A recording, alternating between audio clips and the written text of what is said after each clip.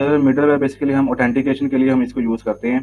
तो ऐप के अंदर एचटीटीपी के अंदर मिडलवेयर हम वहाँ पे इसको डिफाइन करते हैं और कर्नल डॉट पीएचपी के अंदर हम इसको रजिस्टर करते हैं और कॉल हम इसको राउट के अंदर करते हैं। ठीक है। Okay, Uzair please introduce yourself. Sir, first of all, thanks for this opportunity to talk about myself. I am Uzair and I am from Burewala. So I have three semesters complete BSIT from Bahauddin Zikri University from Multan. And my father is doctor with specialist medicine. So how Uh, you have 1 year of experience? yes, sure, sir. Okay. So क्या आपके पास PhD का भी experience है, क्योंकि काफ़ी सारे developer directly Laravel पे jump कर जाते हैं, तो आपके पास पीएचडी का एक्सपीरियंस है? जी सर, एक दो प्रोजेक्ट्स पीएचपी के अंदर बिल्ड किए हैं। नेक्स्ट फिर मैंने कोऑर्डिनेटर किया था, उसमें मैंने एमवीसी पैटर्न डिजाइन जो भी है वो सीखा था और देन मैंने लावल पे मूव ऑन हो गया था। ठीक है, ठीक है। सो हम पीएचडी से स्टार्ट करते हैं कुछ बेसिक क्वेश्चन से, तो देन हम फर्दर मूव ऑन करेंगे लारवेल पे। Sure sir. My first question is about what is function overloading. Sir इसको मैं एक एग्जांपल के तौर पर एक्सप्लेन करूंगा। फॉर एग्जांपल हमारे पास एक क्लास है और क्लास के अंदर हमने एक सेम नेम से एक से ज़्यादा फंक्शंस बनाए हैं और जब हम उस क्लास का ऑब्जेक्ट बना के उसको कॉल करेंगे फंक्शन के नेम से तो बेसिकली क्या होगा, ए सेम नेम से फंक्शन बट इसका जो सिग्नेचर वो डिफरेंट होगा। ठीक है। और पैरामीटर्स हमारे पास जी वो जी, वो डिफरेंट हो सकते पैरामीटर। हैं जी बिल्कुल हो सकते हैं सर। और सेम भी हो सकते हैं। जी सेम नो सर, सेम तो नहीं हो सकते। ठीक है। ओके, मेरा नेक्स्ट क्वेश्चन है एक्सेस मॉडिफायर्स के रेलेवेंट हमारे जी पास सर। जी प्रोटेक्टेड हमारे पास। और पब्लिक में क्या डिफरेंस होता है? जी पब्लिक में बेसिकली सर वो एज अ ग्लोबल वेरिएबल होता है, इसको हम विद इन क्लास भी एक्सेस कर सकते हैं, विदाउट क्लास भी एक्सेस कर सकते हैं। और जो प्रोटेक्टेड है उसको हम इनहेरिट करके यूज़ कर सकते हैं, उसको हम ऑब्जेक्ट बना के यूज़ नहीं कर सकते। ठीक है। तो पीएचडी के अंदर मल्टी लेवल इनहेरिटेंस हम कैसे अचीव करेंगे? सर मल्टी लेवल इनहेरिटेंस हम बेसिकली ट्रेड्स की मदद से हम उसको यूज़ करते हैं। What is state? Threads basically sir ये एज अ ग्लोबली होता है, तो इसके अंदर हम फंक्शंस डिफाइन कर देते हैं तो ताकि हम उस क्लास के अंदर एक से ज़्यादा ट्रेड्स भी यूज़ कर सकते हैं। ठीक है। सो आपने लारावेल के अंदर ट्रेड्स वगैरह कोई यूज की हो, कोई एग्जांपल दें? नो सर, अभी तो मैंने नहीं यूज़ किया ट्रेड्स वगैरह। ठीक है। एपीआईज पे काम किया हुआ है आपने? जी सर। तो जब हम एज एपीआई टोकन की उसमें एक ट्रेड यूज करते हैं यूजर मॉडल के अंदर, जी बेसिकली सर मैंने JWT यूज़ किया है। बट स्टिल आपको ट्रेड रिक्वायर्ड होती है उसके अंदर, तो आपने यूजर मॉडल के अंदर उसको ऐड ऑन किया होगा। यूज़र मॉडल के अंदर no sir, is no idea इसका सर। Okay, sure. आप मुझे लारावेल के बारे में बताएं कि आपका कौन कौन से वेरिएंट्स के साथ एक्सपीरियंस है, फिर हम उसके टॉपिक फर्दर मूव ऑन करेंगे। जी मैंने लार्वल 9 और 10 पे काम किया हुआ है। अभी करंटली मैं लार्वल 10 के ऊपर काम कर रहा हूँ। ठीक है। तो क्या डिफरेंस आपको फील हुआ, major difference? Sir major difference ये है जो राउटिंग का मैकेनिज्म है वो थोड़ा सा डिफरेंट है। प्रीवियस वर्जन में क्या होता है 7 8 में कि वहाँ में जो राउटिंग का जो मैकेनिज्म है वो एक स्ट्रिंग की फॉर्म में हम डिफाइन करते थे। तो अब ठीक लार्वल 9 और 10 में क्या है कि हम एक एरे की फॉर्म में इसको राउट को डिफाइन करते हैं, इसलिए इजी टू रीड भी हो जाता है, हमारे लिए इजी हो जाता है। ठीक है। ओके, राउट से हम बात करते हैं। राउट्स के अंदर हमारे पास एक रिसोर्स राउट होता है। जी जी जैसे सर। आप जब आप एक थ्रेड बनाते हैं तो उस टाइम पे आप रिसोर्स को यूज करते हैं, राइट? जी सर। लेकिन मेरे पास एक सिनेरियो है कि मैंने थ्रेड को कंप्लीट यूज नहीं करना, मैंने उसके 3 मेथड यूज करने हैं। तो क्या रिसोर्स मेरे लिए बेस्ट चॉइस है, या फिर मुझे मैनुअली गेट मेथड बनाना चाहिए? सर गेट मेथड से ये है कि उसमें सर जितने भी हमारे पास है, फर्स्ट ऑफ ऑल जो रिसोर्सेज होते हैं हमारे पास उसमें हम एक ही रोड से हम डिफाइन करते हैं रिसोर्सेज। उसके लिए हमारे पास CLI कमांड होती है PHP आर्टिजन में, एक कंट्रोलर आगे हम रिसोर्सेज वो हमें पूरा का पूरा एक रट जनरेट करके दे देता है हमें। तो हम उसको ठीक है। एक ही राउट्स के थ्रू सारे फंक्शन को एक्सेस कर सकते हैं। और गेट में हम बेसिकली सर डिफरेंट डिफरेंट हम उसको राउट्स को डिफाइन करना पड़ता है। ठीक है, बट मुझे यहाँ पे 3 मेथड्स को यूज करना है, 6 या 7 मेथड होते हैं उनको यूज नहीं करना, तो स्टिल मेरे लिए रिसोर्स बेस्ट चॉइस है। सर रिसोर्स सर बेस्ट रहेगा इसमें, क्योंकि ये हमारी चॉइस है कि हम जितने मर्जी उसमें से यूज़ कर लें। ठीक है, बट हमारे पास मेमोरी का यूजेज और अननेसेसरी हमारे वो भी। पास, जी जी सर। तो उसका हम क्या करेंगे, मतलब वो अननेसेसरी रहेगा। अब अगर हम छोटे लेवल पे देखते हैं तो हमारे पास एक स्मॉल सी एग्जाम्पल है, और यही केस अगर हमारे पास 100 राउट्स पे हो, हमारे पास एप्लीकेशन बड़ी हो, तो वहाँ पे कितने अननेसेसरी रिसोर्सेज क्रिएट होंगे। Sorry sir, can you repeat? या मैंने कहा कि हमने एक रिसोर्स का थ्रेड बनाया जिसमें हम जी। 3 मेथड को यूज़ करें, और सिमिलरली अब हमने 100 रिसोर्स राउट यूज़ किए हैं, तो आप रिज्यूम करें कि 4 मेथड एक्स्ट्रा बन गए हैं, हमारे पास चार जी set sir. Thread method extra होंगे। जी सर, इसमें फिर मेमोरी में ज़्यादा यूज़ होगी फिर इसमें। ठीक है, तो उसका क्या सोल्यूशन है हमारे पास। तो सर इसका सलूशन फिर यही है कि रिसोर्स मेथड यूज़ ना करें तो हम दूसरा सिंपल जो गेट वाला मेथड है वो यूज़ कर लें। ठीक है, वैसे हमारे पास यहाँ पे रिसोर्स के अंदर फिल्टर करने का मेथड होता है, जिसमें हम ओनली मेथड के जो हमें रिक्वायर्ड होते हैं वो यूज़ कर सकते हैं, तो लारावेल जो बाकी मेथड होते हैं वो क्रिएट नहीं करता, उनको एक्सक्लूड कर देता है। हम इस तरह से इसको यूज़ कर सकते हैं। Sure sir. Okay, my next question is what is middleware and how we can utilize this middleware? Sir middleware basically हम ऑथेंटिकेशन के लिए हम इसको यूज़ करते हैं। तो ऐप के अंदर HTTP के अंदर मिडलवेयर हम वहाँ पे इसको डिफाइन करते हैं, और कर्नल डॉट PHP के अंदर हम इसको रजिस्टर करते हैं, और कॉल हम इसको राउट के अंदर करते हैं, ठीक है। ताकि जो भी यूआरएल से रिक्वेस्ट जाएगी वो सबसे पहले हमारी मिडलवेयर के पास जाएगी, एंड देन राउटर से जो भी चीज़ एक्सेसिबल होगी तो वो उस चीज़ को एक्सेस करेगा, वरना अदरवाइज हम कोई भी इसे रिटर्न पेज करवा सकते हैं। ठीक हो गया। अभी आपने कर्नल के बारे में बताया कि हमारे पास रजिस्टर हम कर्नल के अंदर करते हैं, तो जी हमारे जी सर। पास लार्वेल के अंदर 2 तरह के कर्नल होते हैं, तो can you please yes sir. Explain their purpose. एक तो होता है कर्नल डॉट PHP, जिसमें हम मिडलवेयर को डिफाइन करते हैं, और दूसरा कर्नल डॉट PHP होता है हमारे ऐप के अंदर। आई थिंक सर मेंबर मुझे याद नहीं आ रहा अभी। ठीक है, ओके। आपने गेट्स वर्सेस पॉलिसीज पढ़ी होंगी, तो उनके जी बारे सर इसका नॉलेज है। में। जी सर इसका नॉलेज है, लेकिन मैंने अभी इसे यूज़ नहीं किया। गेट एंड पॉलिसी भी सर मिडलवेयर की तरह ही काम करता है। हम एक फाइल के अंदर हम गेट्स सारी वगैरह हम इस गेट्स वगैरह उसको डिफाइन कर देते हैं, एंड देन हम उसको ग्रेड फाइल के अंदर यूज़ कर लेते हैं, ठीक है, स्पेसिफिक एलिमेंट के ऊपर लगाना होता तो। ठीक हो गया, ठीक हो गया।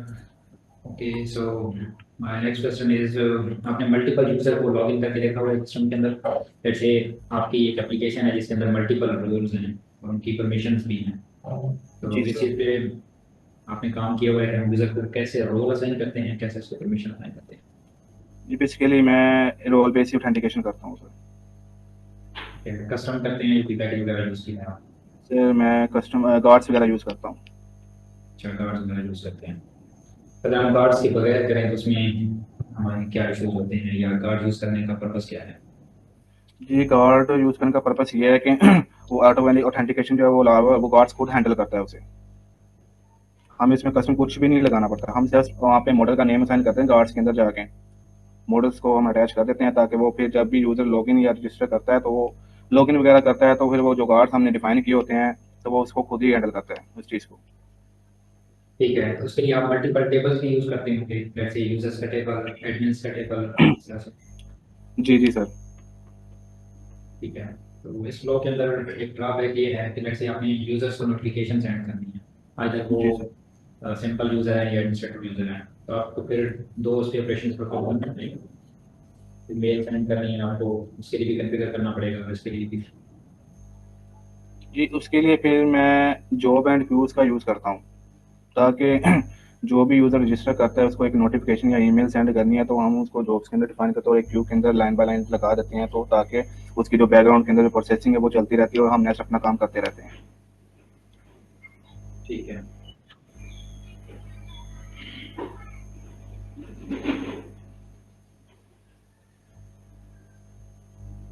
रिलेशनशिप पे आपकी जो कैसी है, आपकी रिलेशनशिप पे। जी सर अच्छी है। ठीक है, कौन कौन से रिलेशनशिप्स हमारे पास हैं। तो रिलेशनशिप्स हमारे पास होते हैं, एक has one, has many, many to many relationships होते हैं।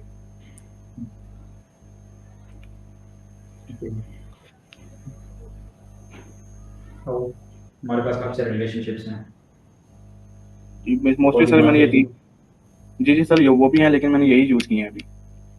ठीक है। तो आपने many to many relation use किया हुआ है? जी सर, एक दफ़ा यूज़ किया था मैंने। ठीक है।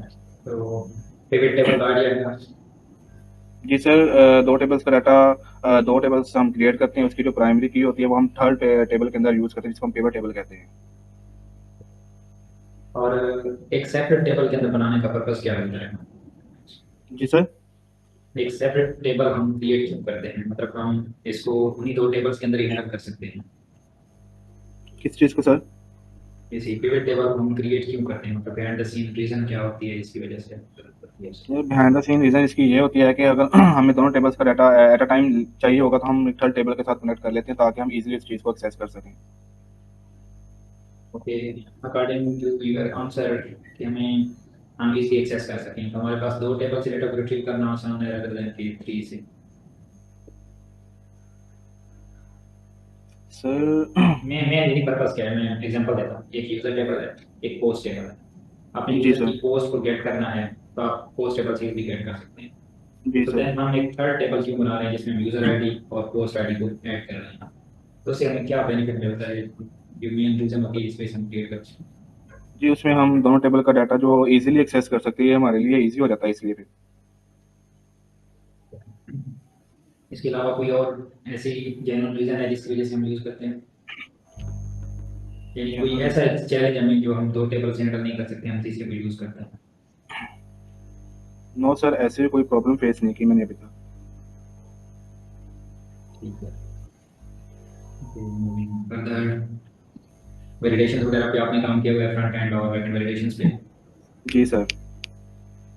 ठीक है। लेट्स से आपके पास एक कैटेगरीज का ड्रॉप डाउन है और उसके अंदर जी आपने वैलिडेशन लगानी है कि ओनली स्पेसिफिक कैटेगरीज अलाउ, कोई और कैटेगरी यूजर पास नहीं कर सके, तो इस चीज़ को कैसे वैलिडेट करेंगे?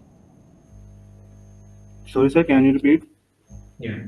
हमारे पास एक कैटेगरी का ड्रॉप डाउन है और उस पर आपने बैक एंड वैलिडेशंस लगाना है, और उन वैलिडेशन के अंदर लेट्स से तीन तरह की कैटेगरीज हैं। आप चाहते हैं कि यूजर जैसे वही पास कर सके, उसके अलावा ना पास कर सके, क्योंकि यूजर इंस्पेक्ट एलिमेंट के थ्रू कैटेगरी को अपेंड कर सकता है। तो मैं चाहता हूँ कि जैसे वही तीन कैटेगरीज ओनली एक्सेप्ट हो, तो कैसे मैं अचीव करूंगा बैक एंड से? सर कौन सी कैटेगरीज?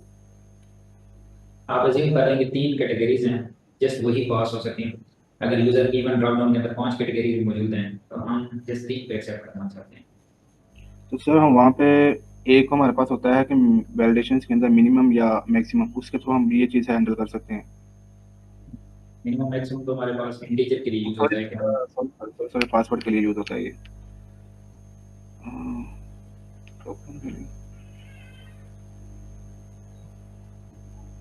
It's okay. अगर आपको एग्जैक्ट मेथड का नेम नहीं आता, आइडिया है, तो इट्स फाइन। Okay sir. अब जिस तरह से मैंने एग्जांपल दी कि हमारे पास एक कैटेगरी का ड्रॉप डाउन है और उसमें अगर आप कैटेगरी पास नहीं करते तो मैसेज थ्रो करता है कैटेगरी इज रिक्वायर्ड, जी राइट? सर। और अब हमने इसको कस्टमाइज करना हो तो वो हम कैसे करते हैं? कंट्रोलर के अंदर, या अगर आप फॉर्म रिक्वेस्ट कर रहे हैं, यूज कर रहे हैं, तो उसके अंदर कैसे करते हैं? सर अगर तो हम फॉर्म के थ्रू कर रहे हैं तो हमारे पास एक बुलेट फाइल के अंदर एक मेथड आता है @errors, उसके अंदर हम स्टेज को हैंडल करते हैं, इसकी वैलिडेशंस को। बट मैं मैसेज को ओवरराइड करने की बात कर रहा हूँ कि आपके पास एक मैसेज थ्रो हुआ कैटेगरी फील्ड इज रिक्वायर्ड, लेकिन आप चाहते हैं कि ये मैसेज ना हो, वहाँ पे बताए कि कैटेगरी कैटेगरी इज नेसेसरी, तो इस मैसेज को मैं कैसे ओवरराइड करूँगा? तो सर जहाँ पे हम वैलिडेशन से अप्लाई कर रहे हैं वहाँ से आगे एक और एरे स्टार्ट होती है, उसके अंदर हम इस मैसेज को इनके हम कस्टम मैसेज भी इंक्लूड कर सकते हैं।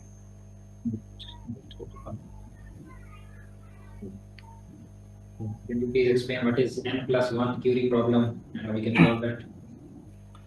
बिकॉज सर n+1 क्वेरी, इससे बचने के लिए हम एगल लोडिंग का यूज़ करते हैं। तो मीन्स के n+1 क्वेरी का मतलब ये है कि अगर फॉर एग्जांपल हमारे पास डेटाबेस के अंदर 5 रिकॉर्ड्स हैं ना, तो ये इसको 15 दफ़ा इसको वो एग्जीक्यूट करेगा। इस तरह ये एक लेजिंग लोडिंग भी आई थिंक होती है, तो जो ये बेस्ट परफॉर्मेंस नहीं होती। ठीक है। ये इस इंडिविजुअल केस में होती है या मल्टीपल टेबल लिंक होते हैं जिसमें मास्टर बनता है? सर ये बेसिकली होता है कि एक सिंगल टेबल के लिए भी यूज़ होता है, मल्टीपल के लिए भी ये मसला क्रिएट होती है, ये प्रॉब्लम क्रिएट होती है। तो इस चीज़ से बचने के लिए हम एगल लोडिंग का यूज़ करते हैं। लेट्स एन से प्लस आपके वन पास टेबल है, यूजर्स टेबल, और उस पे जी आपने सर। ईगर लोडिंग परफॉर्म करनी है, तो आप कैसे करेंगे? जी, हम वहाँ पे विद मेथड का यूज़ करते हैं सबसे पहले तो। विद के अंदर क्या पास करेंगे आप? हम रिलेशनशिप्स बना देते हैं ना उसकी। तो एक इंडिविजुअल टेबल है जिसका कोई रिलेशनशिप नहीं है, हम एक सिंगल टेबल पे लगा रहे हैं, उसमें हम कैसे करें? जी, बेसिकली ये क्यूरी की ऑप्टिमाइज़ेशन के लिए हम एग लोडिंग को यूज़ करते हैं। हम उसके जो डाटा है उसको हम चंक्स के अंदर डिवाइड कर देते हैं। ठीक है, चंक्स बट का डिवाइड करते हैं एंड देन हमारे पास एक और मेथड आता है कर्सर मेथड, वो भी हम इसमें यूज़ करते हैं, और लेज़ी मेथड होता है वो यूज़ करते हैं। और इस stick to this eager loading. एक यूजर टेबल है, उसके अंदर 5 कॉलम हैं, यूजर का नेम है, ईमेल है, क्रिकेट डेट है, पासवर्ड, राइट? और मैं जी चाहता हूँ मेरे पास 10,000 मेरे पास यूजर है, और मैंने उस डेटा को ईगर लोड करना है, तो उसका क्या सिंटैक्स होगा? यूजर मॉडल है आपके पास, user resolution better than so. उसमें से सर सबसे पहले तो जो स्पेसिफिक फील्ड्स होंगे हम उसको सिलेक्ट करेंगे। मैं क्वेरी को ऑप्टिमाइज करने की बात नहीं कर रहा था, मैं जैसे ईगर लोडिंग को अप्लाई करने की बात कर रहा हूँ। जी सर। यहाँ पे ईगर लोडिंग को हम कैसे अप्लाई करेंगे इस क्वेरी में? एक लोडिंग को सर हम एक टेबल को, जी। तो सर हम वहाँ पे एक लोडिंग को सर विद मेथड के साथ ही यूज़ करेंगे। ओके, वेट के अंदर क्या पास करेंगे? मतलब इस टेबल का किसी टेबल के साथ कोई रिलेशन ही नहीं, जी सर। तो वेट के अंदर क्या पास करेंगे? सर एक loading,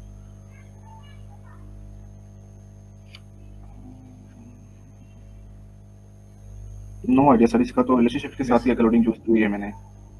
yes, eager loading relationships के साथ यूज की जाती है एक सिंगल टेबल पर जी पैरेलल सर। उसके, ऐसा, जी सर। राइट?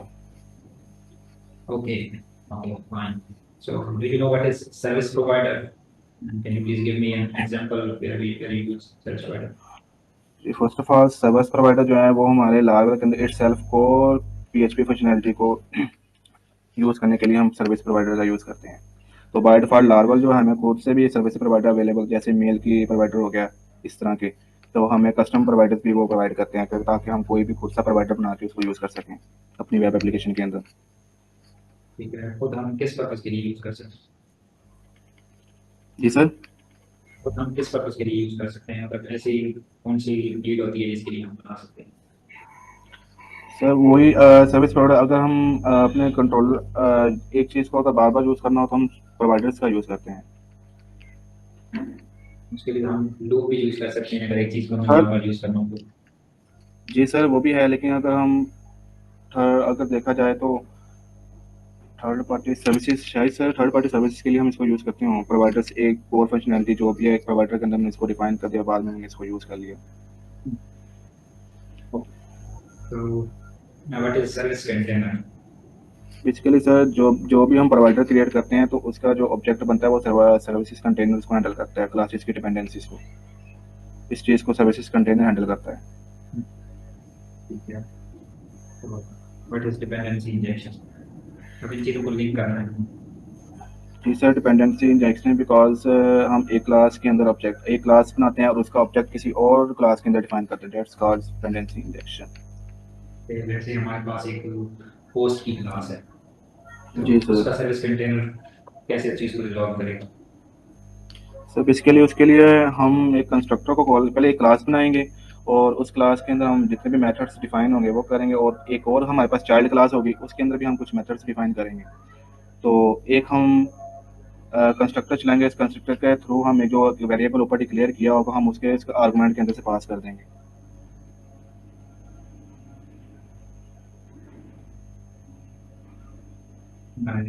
लास्ट क्वेश्चन, आप कोई अपने प्रोजेक्ट के बारे में बताएं जिस पे आपने काम किया हो तो आपके लिए चैलेंजिंग हो। जी, मैंने एक ई कॉमर्स पे काम किया है प्रोजेक्ट के ऊपर। उसके अंदर उसमें काफ़ी क्या चैलेंजेस आए हैं आपको? उसके अंदर सर एक तो मैंने लगाए हुए हैं पेमेंट गेटवे, स्ट्रैप का पेमेंट गेटवे इम्प्लीमेंटेशन किया था मैंने। और उसके अंदर एक और फीचर्स मैंने ऐड किया था, कलेक्शन एंड डिलीवरी। हम्म। और इसके अलावा मैंने फिल्टरिंग्स पे काम किया हुआ है। ठीक है, ठीक है।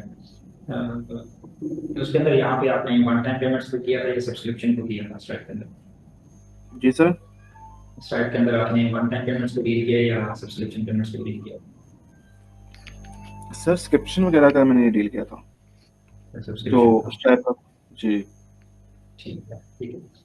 लेट्स से एक यूज़र आया, उसके पास $30 की एक सब्सक्रिप्शन, उसने इसको सब्सक्राइब किया, ठीक है, तो उसका by default auto renewal on रह जाता है, राइट? जी सर। तो उस चीज़ को हम डिसेबल कैसे करेंगे? इसके लिए ना हमारे पास एक मेथड है, अभी रिमेंबर मुझे याद नहीं है, उस चीज़ से हम इसको हैंडल करते हैं। ठीक है, मतलब उसको बंद कर सकते जी जी सर। हैं, ठीक है। और आपने डायरेक्ट यूज़ किया है या लाइव कैशियर के थ्रू किया है? जी सर। आपने लाइव कैशियर मॉडल को यूज़ किया, लाइव कैशियर पैकेज को यूज़ किया है या डायरेक्ट स्ट्राइप के साथ इंटरेक्ट किया है? सर डायरेक्ट स्ट्राइप के साथ अटैच किया, इसका पैकेज है ना, वो यूज़ किया है। ठीक है, तो जब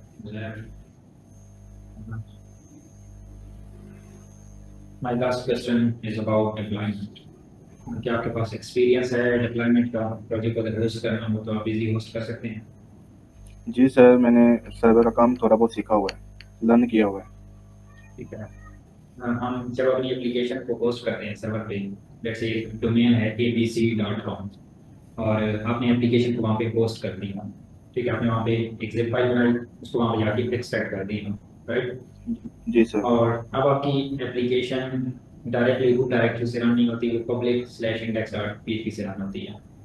तो आप उस प्रोवाइडर को कैसे बताते हैं कि आपने रूट डायरेक्टरी से इसको एग्जीक्यूट नहीं करना है, इसको स्लैश पब्लिक डायरेक्टरी से एक्सेस करना है?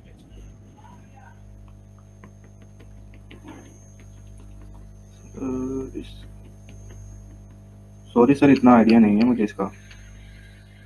ठीक है, आप किस तरह से अंदर पब्लिक के अंदर जो स्टॉक पड़ा होता है उसको डायरेक्टली रूट डायरेक्टरी के अंदर पेस्ट कर देते हैं? जी सर, जो public dot H T M L है उसके अंदर मैं इसको मूव ऑन कर देता हूँ।